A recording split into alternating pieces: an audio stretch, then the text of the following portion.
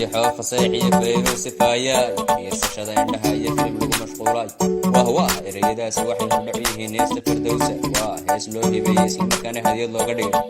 xidigta qarnigani quruxda iyo dadnimada fagaaraha isla taagtay Firdawsa waa ereyadii Abbaas Kariye Barxad Ibraahim Sakariye Saryan laxanka codka iyo weliba muusigu waa al-ustaad fanaan Cabdicasiis Nuur Cali Halaasi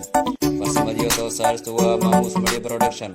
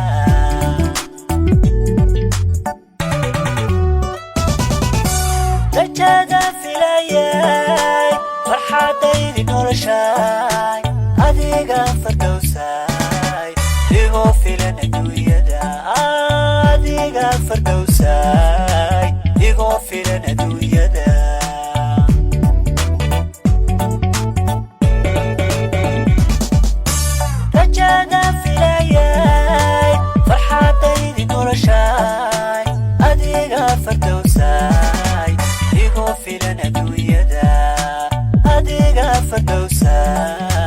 igu filan adduunyada